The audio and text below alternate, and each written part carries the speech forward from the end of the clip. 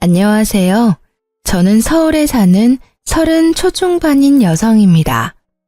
얼마 전에 동네 미용실에 머리하러 갔는데 옆 사람들이 유튜브에서 들은 사연 이야기를 하더라고요. 다들 재밌게 듣는다고 하길래 저도 속으로 그게 뭔가 궁금했어요. 한번 찾아서 들어보니 저랑 엇비슷한 사연도 있더라고요. 그래서 저 또한 용기 내어 이렇게 사연 보내게 됐습니다. 지우고 싶었던 기억들을 이곳에 털어놓으면 비로소 새 삶을 살 수 있을 것 같기도 해서요. 그럼 조금은 긴 제 사연 같이 들어주시겠어요? 어렸을 때부터 엄마께서는 제게 늘 말씀하셨습니다. 살면서 없어 보이는 건 절대 안 된다고요. 소희야, 어디 가서 절대 남들이 우습게 보게끔 행동하면 안 돼. 알겠지? 차림새도 그렇고 말이야. 행동거지랑 겉모습이 없어 보이면 널 만만하게 보기 마련이거든. 그렇다고 너무 있어 보여도 안 돼. 그럼 이상한 똥파리 같은 것들이 항상 꼬인단다. 엄마, 도대체 그게 무슨 말이야? 뭐든 적당히 말이야. 적당히가 딱이야. 궁상 떨지 말고 그렇다고 자랑질 하지도 말고. 알겠니? 어렸을 때는 엄마 말이 이해가 잘 안 갔어요. 없어 보이면 안 되는데 또 너무 있어 보여도 안 된다는 말씀이 제겐 너무 어려웠죠. 하지만 살아보니 엄마 말씀이 뭔지 이해가 갔어요. 조금 후줄근하게 백화점에 가면 명품 매장에서 무시들 한다잖아요. 밥 먹으러 식당만 가도 조금 편한 옷차림보다 차려입은 쪽이 더 대접받더라고요. 기분 탓일 수도 있지만 그런 일들 살면서 몇 번 겪다 보니요. 자연스레 겉모습을 신경 쓰게 됐습니다. 엄청 비싼 명품 옷을 입지는 못해도 깔끔하고 격식 있는 옷차림으로 다녔어요. 늘 주름 한 점 없이 깔끔히 다림질해서요. 그랬더니 주변에서 제가 엄청 잘 사는 집안 딸인 줄 오해를 많이 하더라고요. 특히 오랫동안 다닌 회사에서는 어느 부잣집 차만 딸이라는 소문이 파다했어요. 그래서인지 결혼 정년기가 되니까 천짜리가 엄청 들어오더라고요. 물론 저는 결혼에 관심 없어서 다 거절했습니다. 소희 씨 집이 잘 산다며? 아니요, 그냥 평범해요. 에이, 소희 씨 하고 다니는 것만 봐도 딱 부잣집 공주님인데? 아, 공주님은 아니고요. 전 그냥 평범한 평민입니다. 제가 엄마께 말씀드리니 괜히 엄한 놈 꼬이는 것 아니냐며 또 충고해 주셨어요. 혹시나 제 겉모습만 보고 팔자 고쳐보겠다고 다가오는 놈도 분명 있을 거라 조심하라셨죠. 엄마의 그 말을 계속 마음속에 새기고 있었지만 제 세상이 무너지니까 웬걸 사람 보는 눈도 다치더라고요. 건강하던 아빠께서 뇌출혈로 쓰러지시면서 엄마랑 저는 엄청 힘든 시기를 보냈습니다. 친정아버지께서는 다행히 골든타임을 넘기지 않고 바로 병원에 도착했어요. 그래서 큰 후유증 없이 잘 회복하셨죠. 불행 중 다행일까요? 아빠가 쓰러지시기 전에 보험도 잘 들어놨었고 저희 가족은 생활비나 병원비 걱정은 크게 없었습니다. 부자는 아니지만 아예 돈 없는 집안도 아니었으니까요. 남들보다 조금은 여유로웠기 때문에 당시에 경제적 걱정은 아예 없었습니다. 하지만 옆에서 아빠가 쓰러지는 걸 목격한 저와 엄마는 심적으로 많이 힘들었습니다. 언제 아빠가 엄마와 제 곁을 떠날지 모른다는 생각에 하루하루 불안했죠. 제가 한동안 회사에서도 힘들어하는 티가 많이 났는지 동료들이 많이 걱정해줬습니다. 다른 부서에서도 제 얼굴을 보면 이름 모르는 사원분이 위로해주고 회사에서도 배려를 해줘서 그나마 잘 회복했어요. 아빠가 다시 눈을 뜨시기 전에 저는 모든 게 불투명해 보이더라고요. 그런데 그때 제 옆에서 남편이 서성거렸습니다. 한 걸음 뒤에서 위로해줬던 동료들도 있었지만 그 사람은 제 옆에 딱 붙어서 엄청 저를 챙기더라고요. 소희 씨, 밥은 먹었어요? 아니요, 입맛이 없어서요. 그러지 말고 저랑 나가요. 모든 건 밥심이에요. 밥 잘 챙겨 먹고 기운 내야죠. 그 사람은 매일 한결같이 제게 밥은 먹었냐, 잠은 잘 잤냐 물어봤어요. 점심에는 제가 밥을 안 먹는다 싶으면 꼭 남아서 절 데리고 나가 먹는 걸 지켜보더라고요. 처음엔 그 사람의 위로가 보이지도 잘 들리지도 않았습니다. 그런데 어느새 제 일상에 그 사람이 스며들어 나중엔 정말 의지를 많이 했어요. 아빠가 건강을 회복하시고 무너졌던 일상이 돌아오자 저도 자연스럽게 예전으로 돌아갔어요. 그 계기로 남편과 연애했고요. 특별할 거는 없었습니다. 남들처럼 알콩달콩 만났어요. 1년쯤 사귀고 프로포즈를 받았는데 마음 한구석 어딘가 저는 성급한 느낌을 받았습니다. 하지만 망설이는 건 제게 사치였어요. 20대 초반처럼 연애를 많이 할 수 있는 시기도 아니고 언제 결혼 상대를 다시 만날지 모르니까요. 적당히 비슷한 환경의 회사 동료와 하는 결혼, 저는 나쁘지 않았습니다. 무엇보다 아빠가 아프셨잖아요. 도희야, 아빠가 당장 내일이라도 죽게 되면 너 결혼식은 어쩌냐? 우리 딸 결혼식에 내가 손은 잡아주고 떠나야 하는데.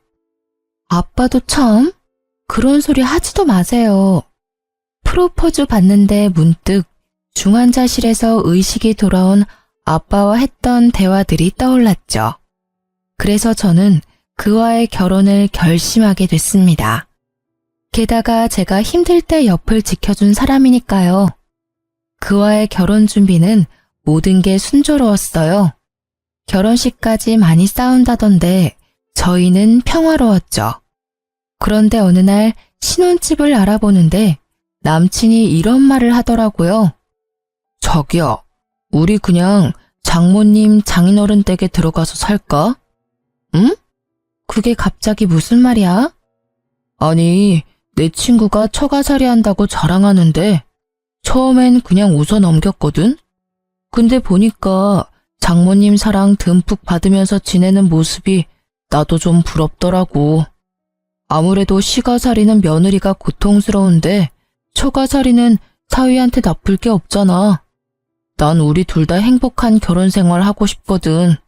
자기 생각 좀 의외다.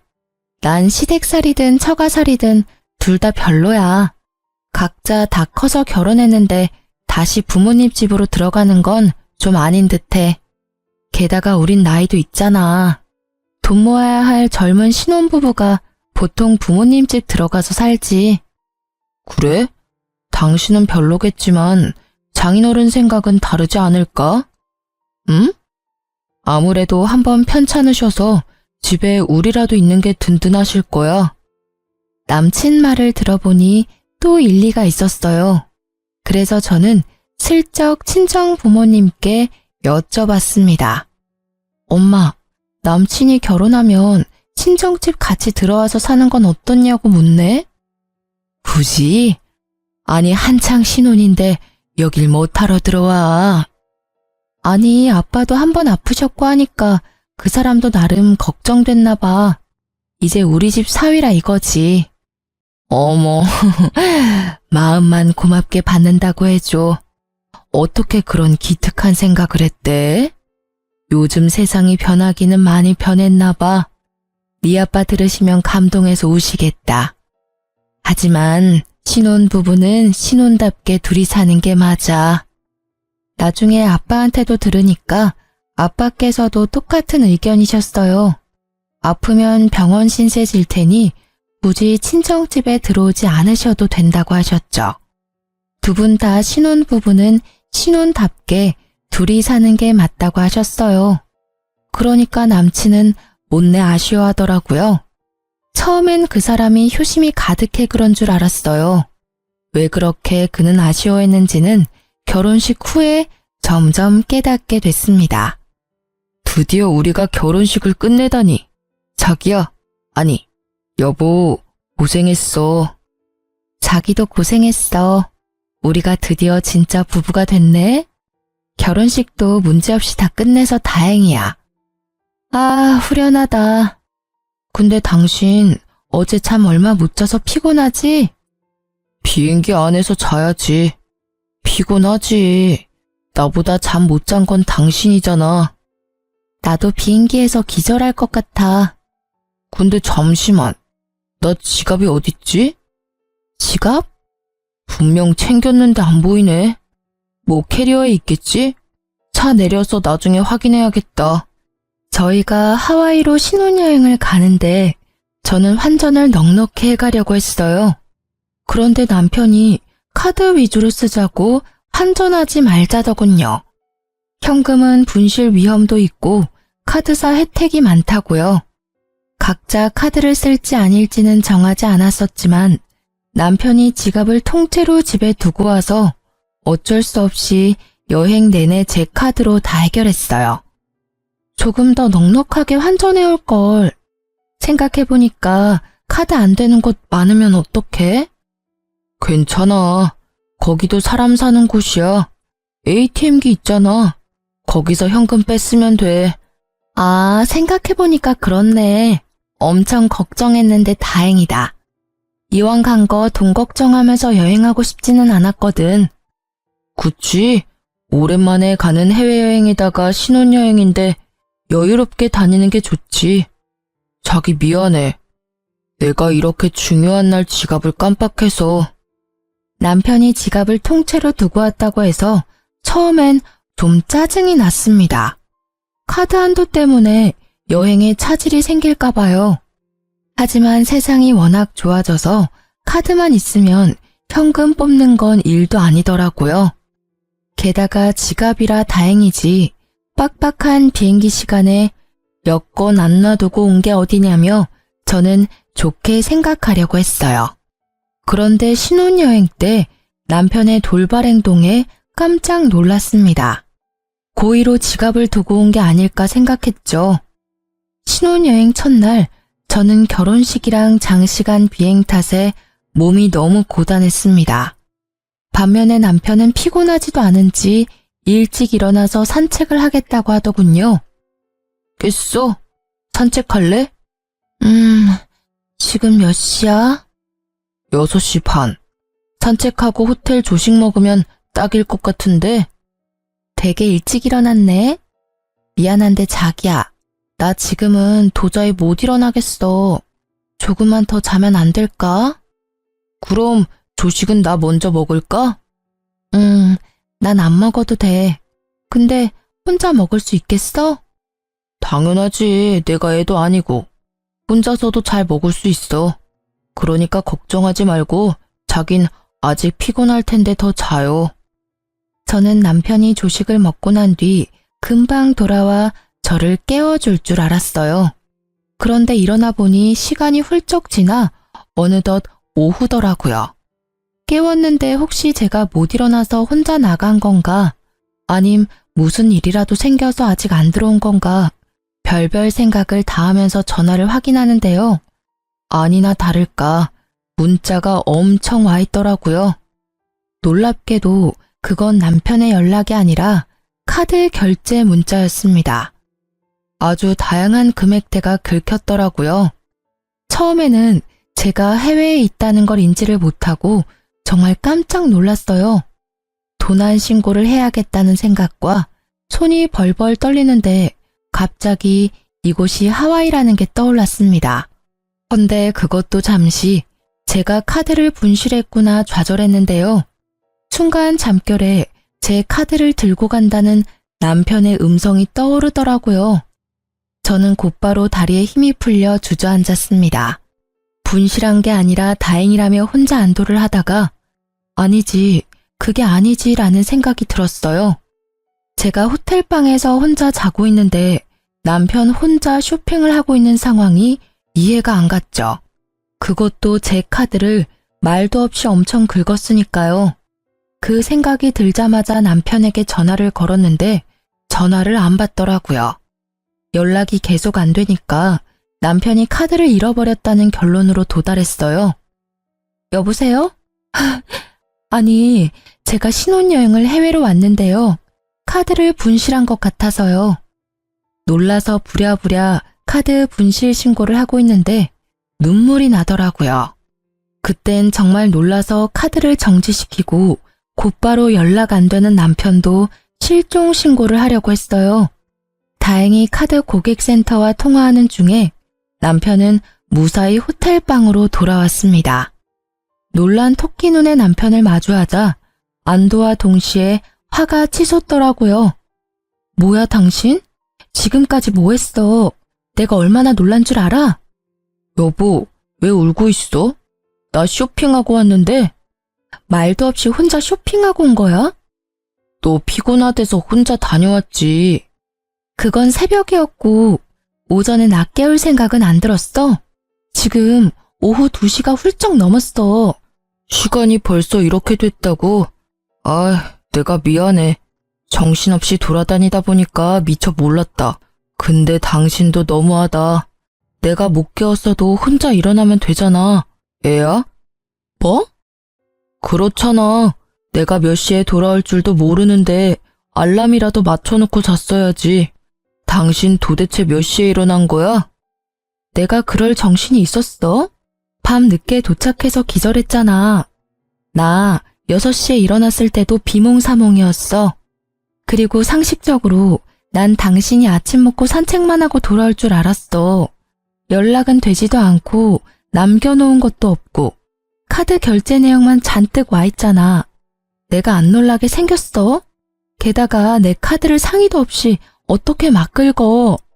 대충 계산해봐도 200만 원 훨씬 넘더라. 말하다 보니 그제야 남편의 손에 들린 쇼핑 봉투들이 눈에 띄더라고요. 그중에는 명품 브랜드 로고가 박힌 쇼핑백도 있었어요. 정말 기가 막히더라고요. 들어보니 당신이 놀랄만 했네. 내가 언성 높여서 미안해. 오랜만에 해외여행 와서 너무 들떴었나 봐. 그런데 나 진짜 혼자 놀다 온 게 아니라 당신은 피곤하다 했고 편하게 혼자 잘 자라고 자리 비켜준 거야.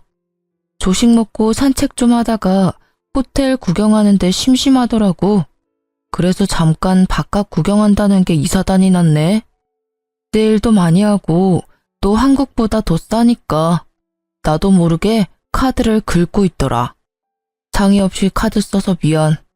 근데 나 진짜 내 거 산 게 아니라 양가 부모님 선물이랑 기념품 산 거야. 그러니까 너무 뭐라 하지 말아줘. 우리 엄마 지갑이 워낙 오래됐는데 여기 와서 보니까 엄마 생각이 엄청 나더라고. 그래서 나도 모르게 결제해버렸어. 근데 말야, 나도 호텔방 들어오자마자 당신 울고 있는 모습에 얼마나 놀랐는지 몰라. 그니까 뭐? 왜 효도를 내 카드로 하려고 해? 게다가 그 카드 한도도 별로 안 돼. 우리 환전도 별로 안 해왔잖아. 아니, 좋게 생각해서 진짜 나한테 상의하고 같이 사러 갔으면 내가 이래? 나 당신 정말 이해가 안 돼. 한도가 얼만데? 신용카드 말고 다른 체크카드는 없어?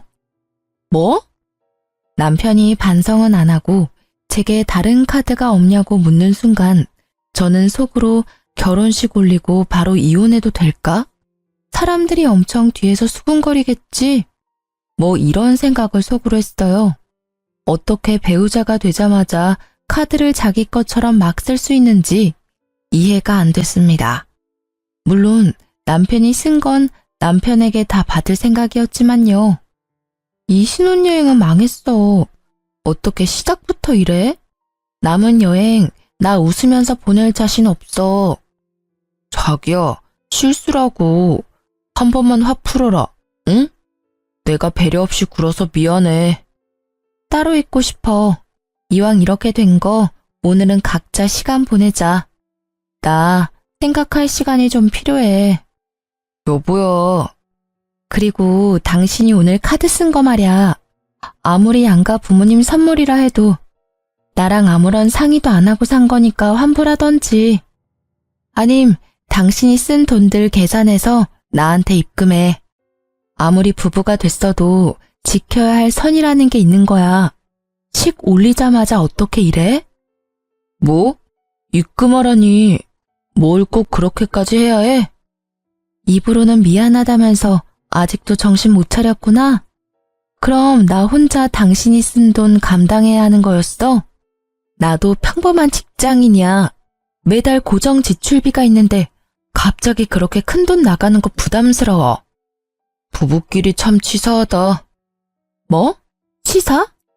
내가 모른 척 하려고 했는데 당신 아침만 혼자 먹은 거 아니더라? 식당에서도 카드 긁었던데 혼자 점심까지 먹고 왔지? 그게... 더 말하기 싫고 나가. 방을 하나 더 잡던지 해. 아님 내가 나갈까? 알았어. 일단 자기 기분 풀릴 때까지 따로 있자. 그렇게 저는 화가 안 풀려서 신혼여행 내내 남편이랑 따로 지냈습니다. 남편 꼴도 보기 싫어서 돌아다니지도 않았어요. 그냥 호텔에만 박혀서 호텔 안에서 식사도 다 해결했어요.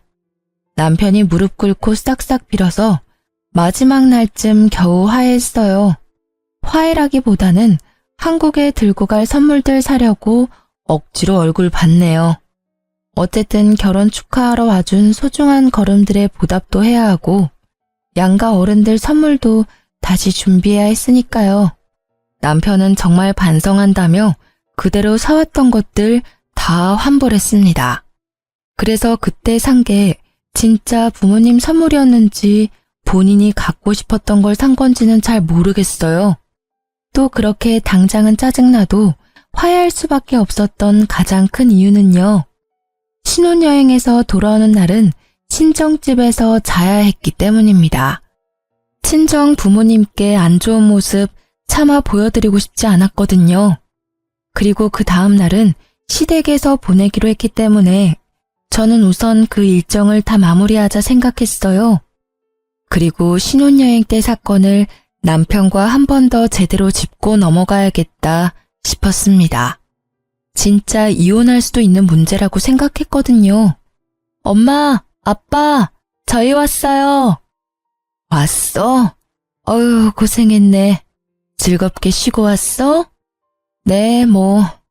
엄마, 그런데 뭘 이렇게 많이 준비했어. 상다리 부서지겠다. 엄청 고생했겠네.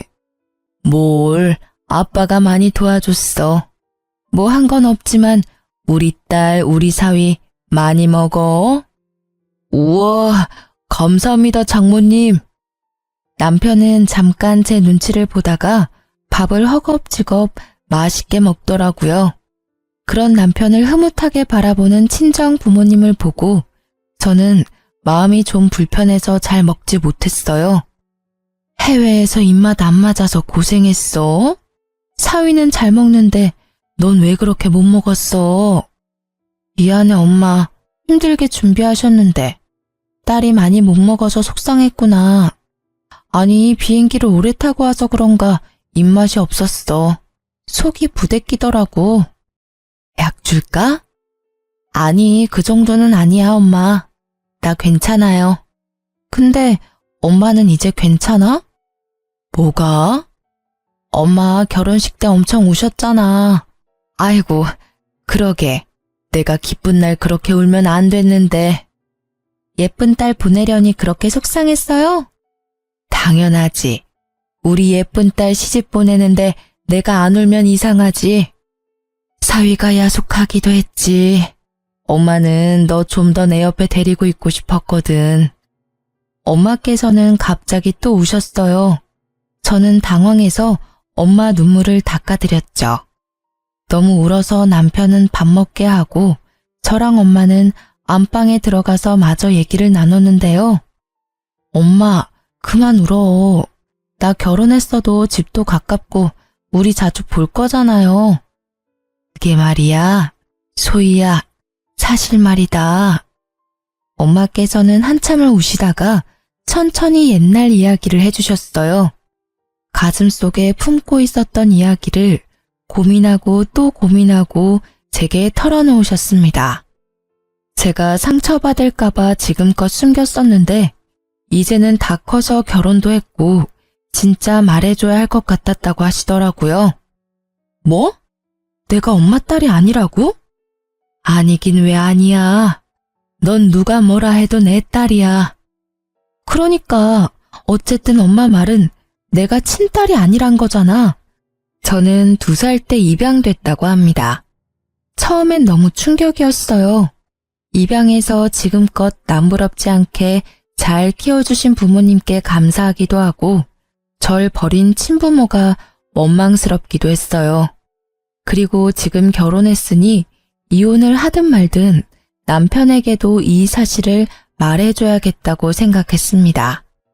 그렇게 그날 엄마를 껴안고 밤새 울었습니다. 퉁퉁 부른 눈으로 시댁에 방문하니 시모는 둘이 싸웠냐고 물었습니다. 그게 싸우기는 했는데 아무튼 이 눈은 내가 이렇게 한 거 아니야, 엄마. 싸웠다고? 아니 너희 아직 혼인신고 도장도 안 말랐는데 싸웠니? 뭐 때문에? 엄마, 왜 소리를 질러요? 깜짝 놀랐잖아. 어머님, 어제 친정어머니랑 밤새 이야기해서 눈이 이래요. 죄송해요. 보기에 못났죠? 예쁜 모습 보여드리고 싶었는데. 으이그, 그러길래 여기부터 오지 그랬니? 친정부터 가고. 말은 안 했지만 나 서운했다. 친정 부모님은 둘이지만 난 혼자 잤냐. 혼자 외로운 시모부터 챙기면 어디 덧나? 죄송해요, 어머님. 저희가 거기까지 생각을 못했네요. 괜히 저희 돌아오는 날이라고 이것저것 혼자 챙기시느라 힘드실까 봐요. 친정 엄마께서 먼저 친정집 오라고 하셨거든요. 참나, 너네가 결혼한 게 뭐 그렇게 큰일이냐?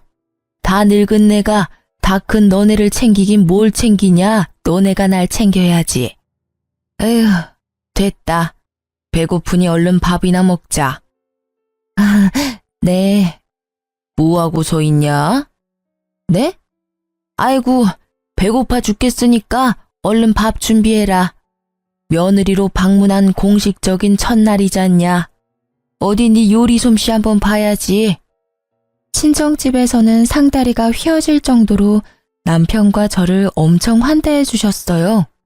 다음날 시댁집에서는 환대까지는 아니더라도 환영해 주실 줄 알았거든요. 그런데 오히려 시모는 며느리 됐다고 갑자기 하대하면서 제게 첫 식사 준비해 보라고 하더군요. 정말 황당했지만 일단은 어른이 시키니 열심히 요리를 했습니다. 그랬더니 시모는 입맛에 안 맞는다고 저를 나무랐어요. 어머, 국이 왜 이렇게 짜냐?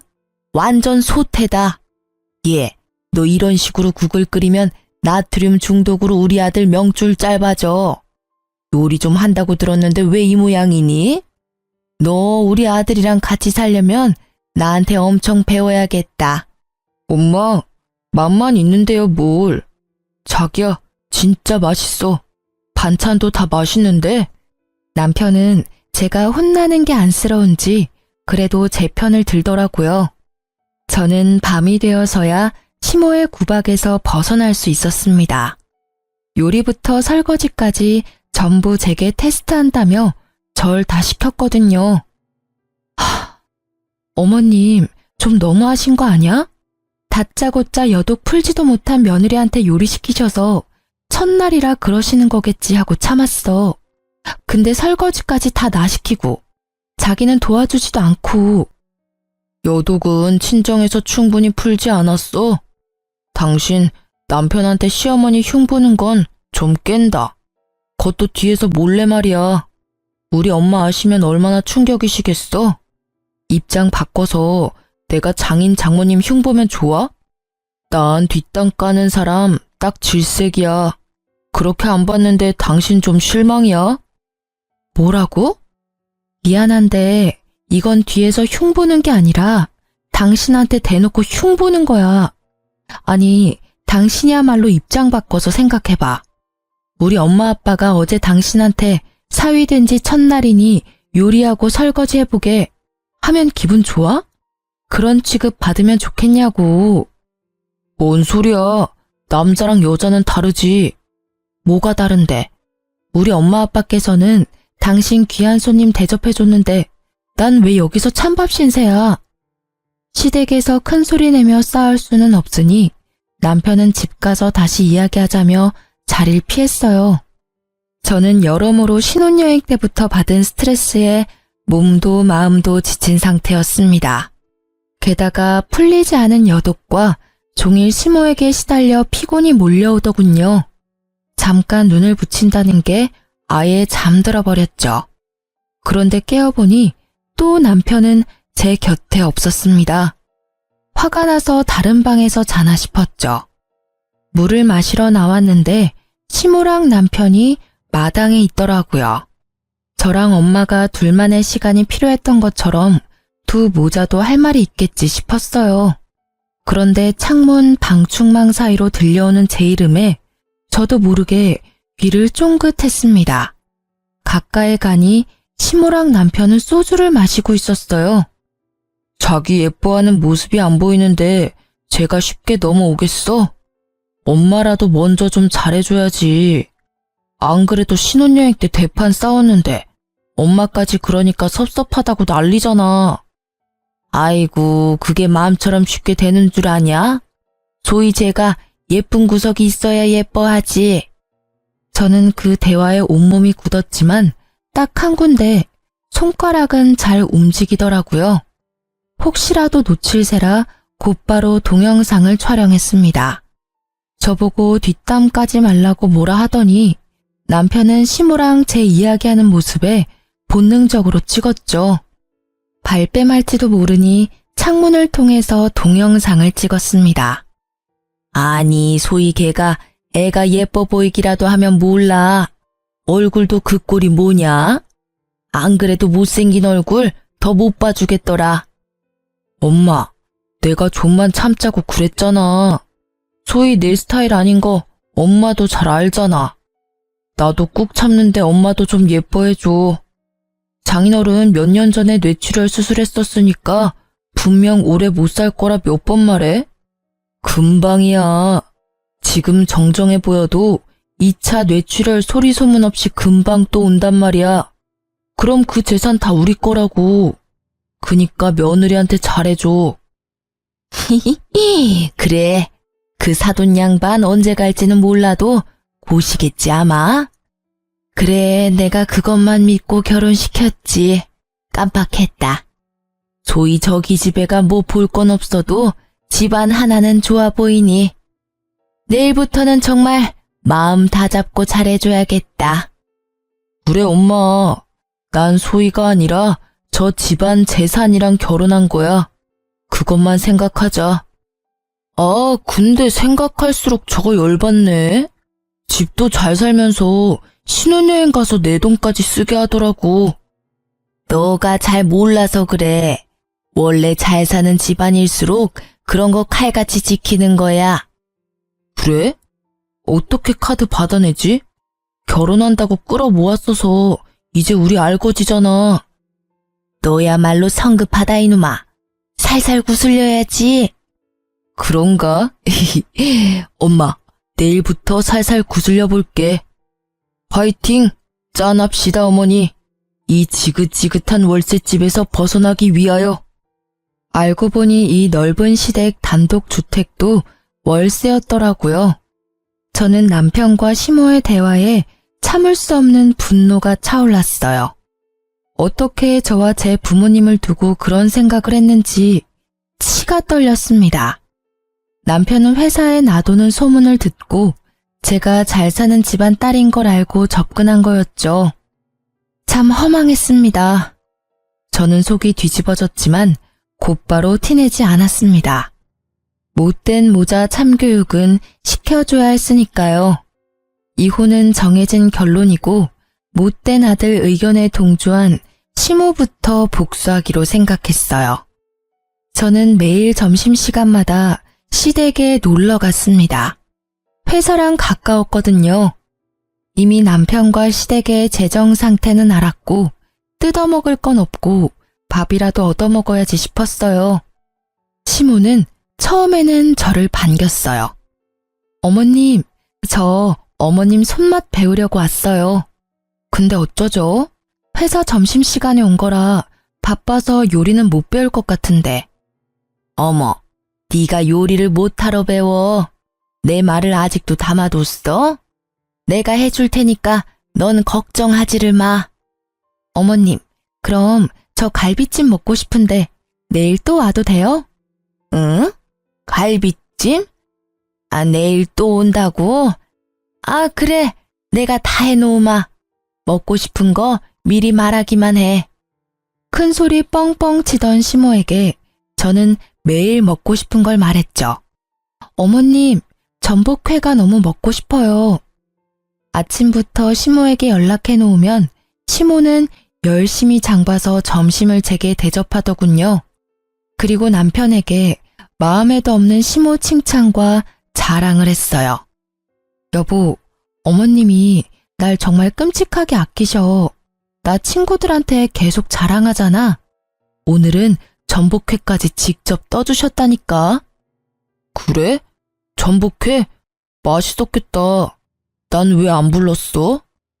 에이, 나랑 친해지셔야 하는데 당신이 왜 껴? 그렇지. 얼른 둘이 친해져야 좋지. 응. 저번에 뭣도 모르고 서운하다고 해서 미안해. 어머님 진짜 좋으신 분 같아. 그치? 사람 겪어봐야 알잖아. 우리 엄마랑 너도 분명 서로 잘 알게 되면 잘 맞을 거라 나도 생각했어. 근데 엄마 용돈 좀 드리는 게 어때? 매일 가서 먹으면 엄마 좀 부담스러우시겠다. 응? 아니지. 어머님 그럼 부담스러워서 나 밥 못 먹이셔. 용돈은 다음에 챙겨드릴 거야. 그래? 떨떠름한 남편의 대답에 저는 속으로 비웃었죠. 그리고 제가 용돈도 안 주고 점심시간마다 낼름 밥만 먹고 가니 이제 시모는 아예 냉장고를 이제 비워놓고 기다렸습니다. 어머님, 냉장고가 텅텅 비었네요. 어쩌지? 내가 장 보러 갈 시간이 없어서 못 봤네. 괜찮아요. 오늘 해물찜이 너무 먹고 싶은데 어머님 힘들까봐 제가 오는 길에 배달 주문해놨어요. 잘했죠? 해물찜? 내가 좋아하는 거 어떻게 알고. 아유, 고맙다. 배달 왔습니다. 네. 헉, 어머님. 응? 어쩌죠? 제가 회사에 지갑을 두고 와서요. 결제 좀 부탁드려요. 그래, 뭐 내가 일단 결제하마. 얼마죠? 네, 59,000원입니다. 거참 되게 비싸네. 그렇게 냉장고를 비워둔 시모를 위해 저는 매일 점심을 미리 주문해서 갔어요. 해물탕으로 시작해서 초밥, 중식 코스 요리 등등 배달 가능한 비싼 음식들이 많잖아요. 할 수 있는 한 시모를 다 뽑아 먹었죠. 시모는 성질을 참다 못해 한마디 했습니다. 너 용돈 한 번 안 주고 너무하다 정말. 내가 지금 이번 달 식비만 얼마를 쓴 줄 아냐? 어머님, 설마 저한테 쓰는 돈이 아까우세요? 제가 한껏 울상을 짓자 시모는 당황하다가 얼마든지 먹고 싶은 거 말하라고 떵떵거리더군요. 그리곤 친정 부모님한테 가서 시모가 이렇게 잘해준다고 말하라고 시켰습니다. 전 당연히 그러겠다고 말했죠. 그리고 이 말을 덧붙였더니 시모가 개거품을 물었어요. 저는 친부모가 누군지도 모르지만 지금 너무 행복해요. 양부모님도 모자라서 시어머님께도 이렇게 사랑을 받으니까요. 전 정말 복받은 사람이에요. 뭐? 뭔 소리냐 그게? 너 니네 부모님 친자식 아니냐? 네, 저도 얼마 전에 알았어요. 저 어렸을 때 입양하셨대요.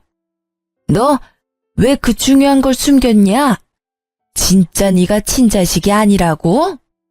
본색을 드러내는 시모에게 저 또한 이제 숨기지 않고 발톱을 드러냈어요.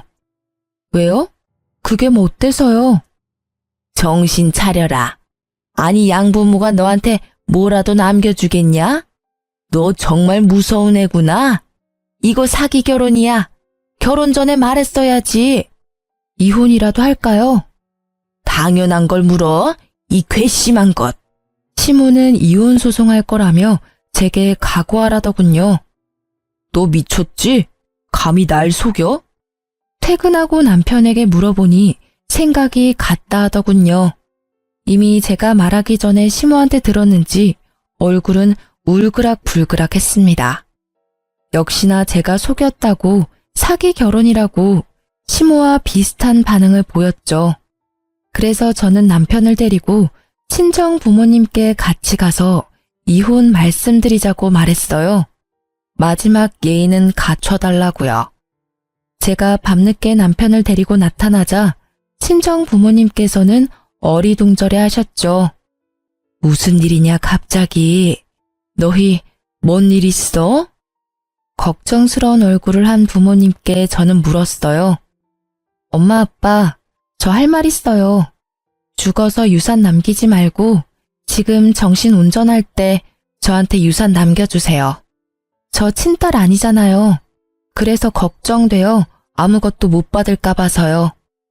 아무것도 모르는 친정 부모님께서는요. 당황하시다가 이내 곧바로 웃으면서 알겠다고 하셨어요. 그래, 소희 네 생각이 그렇다면 그렇게 해주마. 남편은 아빠의 말씀에 당황한 얼굴로 말하더군요. 아니, 친딸도 아닌데 정말 얘한테 재산 남겨주실 거예요? 얼마나요? 친정엄마께서는 남편의 속보이는 말에 놀라신 얼굴이었죠. 자네, 뉘앙스가 좀 그렇네. 우리가 소희한테 재산 주는 건 당연한 거 아니겠나. 우리 마음으로 낳은 딸인데 누가 뭐라 해도 소희는 내 딸이야. 남편은 친정 부모님의 태도에 놀라서 태세 전환했어요. 여보, 정말 감동이다. 장모님, 장인어른, 그동안 우리 소희 이렇게 예쁘게 키워주셔서 감사합니다. 앞으로는 제가 소희 지키겠습니다. 웃겨? 네가 뭔데 날 지켜? 난 내가 지켜. 엄마 아버지, 저 재산 필요 없어요. 아까 한 말은 진짜 재산 받으려고 한 말 아니에요. 저 멀쩡한 직업도 있고 모아둔 돈도 충분해요. 지금까지 키워주신 것도 너무 감사하니까 절대 저한테 유산 남기지 마세요. 그게 뭔 말이야 여보. 받을 건 받아야지. 그래, 너 받을 건 받아야지. 잘못했으면 벌은 달게 받아야지. 저는 친정 부모님께 시모와 남편 동영상을 틀어서 보여드렸어요.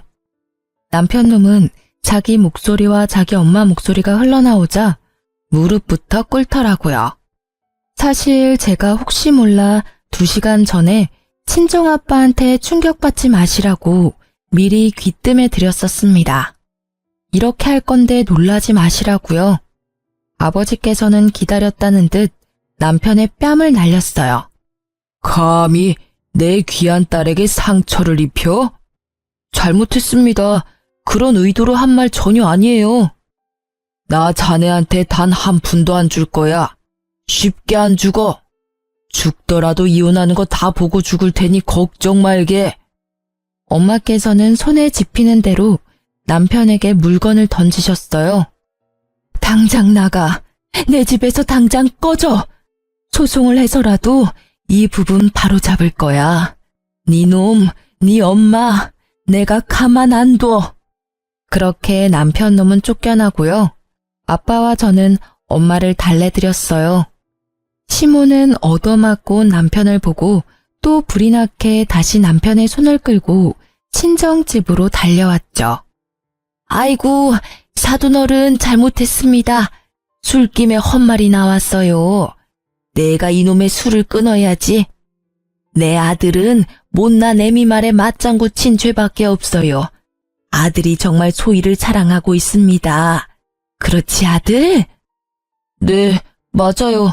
저 정말 소희 사랑합니다. 손이 발이 되도록 빌면서 시모와 남편은 한 번만 봐달라고 했습니다. 한 번 속지 2번 속겠어요. 너 보니까 왜 처음부터 처가살이 타령한지 알겠다. 소름 돋아. 우리 엄마 아빠 집에 들어와서 무슨 짓 하려고 그랬니? 절대 아니야. 소희야, 그런 거 절대 아니야. 변명은 법정 가서 하던가. 저와 친정 부모님은 끝까지 그 둘을 외면했습니다. 나가라고 끌어내도 안 돼서 경찰까지 불렀죠. 그렇게 결국 이혼 소송은 제 승리로 끝났습니다. 명확한 유책 사유가 남편에게 있었으니까요. 시댁에서 찍은 동영상 증거도, 신혼여행 때 진상짓했던 카드 내역서도 제게 유리하게 작용했어요. 남편과 시모는 비싼 전원주택 월세 감당 못해서 쫓겨났더라고요. 부동산 직원한테 들어보니 원래부터 두 모자는 원룸에서 살았다고 합니다.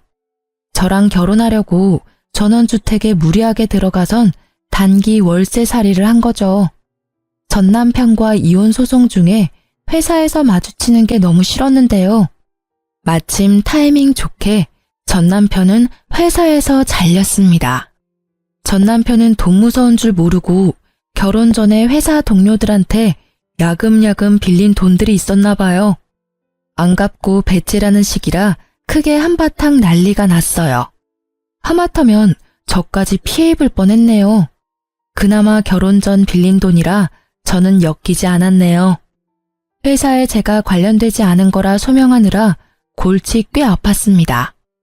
이혼 후에 오픈하려고 했는데 결국 이혼 전 소송 중인 것도 다 오픈했습니다. 전 남편 아주 빚더미에 오르고 근처 아파트 공사 현장에서 일하는 걸 누가 봤다는 소문만 들었네요. 그거라도 열심히 해서 어서 회사 사람들 돈부터 갚았으면 좋겠네요. 괜히 저도 얼굴 보기 껄끄러워졌거든요. 제 잘못 없는 거 알았는데도 일부분의 사람들은 은근히 여유 있는 제가 책임지길 원하는 사람도 있더라고요. 하지만 제가 사기 결혼까지 당하고 돈까지 갚아야 하나요? 저는 딱 잘라 거절했습니다. 전 시모는 얼마 전에 회사 근처 국밥집에서 봤어요. 주방에서 땀 범벅이 되어 설거지하고 있더라고요. 이사도 안 갔는지 제 회사 근처인 걸 알면서도 이곳에서 일하는 게 웃겼죠. 같은 동네 살면 참 이런 점이 웃겨요. 좋은 마음은 아니고 저도 사람인지라 쌓인 한이 있잖아요. 국밥집 사장님께 설거지하는 이모 힘들어 보인다고 고생하시니 이모님 팁이라도 드리라고 10,000원을 드렸습니다. 이모, 저기 마음씨 착한 분이 10,000원 팁이라며 주셨어. 아이고, 고맙습니다, 손님. 제 얼굴도 안 보고 연신 고맙다고 고개를 조아리는 전 시모였어요. 그러다 고개를 들어 제 얼굴 보곤 낯빛이 어두워지더라고요. 저는 웃으며 수고하시라고 한마디 남기고 가게를 나왔네요. 이제 그 국밥집은 안 가려고요. 친정 부모님께서는 재혼도 절대 하지 말고 그냥 부모님 곁에만 있어달라 하시네요. 알콩달콩 셋이 살자고요. 저도 한번 세게 대어보니 남편도 필요 없다고 느꼈어요. 또 살다 보면 모르지만요. 지금은 남은 인생 친정 부모님이랑 추억 더 쌓으면서 보내고 싶습니다. 친자식도 아닌데 진짜 친자식처럼 키워주신 부모님 은혜에도 보답해야죠. 여러분, 제 사연 끝까지 들어주셔서 감사합니다. 혹시나 제 사연 때문에 혈압 높아지셨을까봐 걱정됩니다.